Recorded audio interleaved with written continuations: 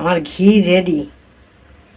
এই দেখো, এই দুধের প্যাকেটে লাস্টের দিকে একটু মাখন মতো থাকে, এইগুলো আমি 2-3 মাস ধরে জমিয়েছি, জমিয়ে রেখেছিলাম, সেইটা থেকেই আমি ঘি বানিয়ে নিলাম। এই দেখো ঘি। এটা কি বলো তো, এটা হচ্ছে দুধের প্যাকেট থেকে যে নিচের অংশগুলো পড়ে থাকে, এগুলো হচ্ছে সেই ঘি। ঘি তৈরি করব। কোথা থেকে পেয়েছি এই দেখো, এই দুধের প্যাকেটগুলো নিচে ওরকম দুধ পড়ে থাকে, 2 মাস 3 মাসের প্যাকেট, এত প্যাকেট হয়েছে। একমাত্র এই দুধটাতেই এরকম মাখন মতো থাকে, আর অন্য দুধের প্যাকেটে থাকে না। তা কোনো কোনো দিন থাকে, কোনো কোনো দিন থাকে না। যেদিন থাকে না সেদিন ফেলে দিই, আর যেদিন থাকে ওই রেখে দিই।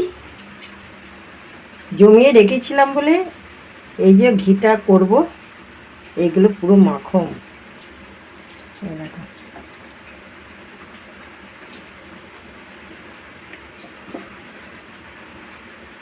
ঘিটা তৈরি করব, পরে দেখাচ্ছি। এই যে ঘি তৈরি করছি, এই দেখো আমার ঘি হয়ে এসেছে। দেখো, দুধের প্যাকেট থেকে এই মাখনগুলো জমিয়ে জমিয়ে আমি ঘি বানিয়ে নিলাম।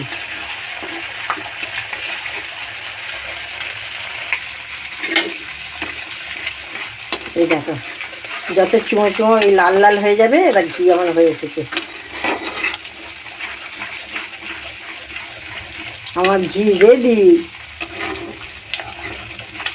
আরে দুধ যে নিই না, মাদার ডেয়ারির দুধের নিচে একটু মাখন মতো থাকে, সেগুলো চা করলে কেমন তেল বেরবার মতো হয়। আমি কী করে ওই প্যাকেটগুলো রেখে দিয়েছিলাম, 2-3 মাস হলো প্যাকেটগুলো জমিয়েছি, জমিয়ে সেগুলো এখন ভালো করে এই মাখনগুলো বার করে নিয়ে আমি ঘি বানিয়ে নিলাম।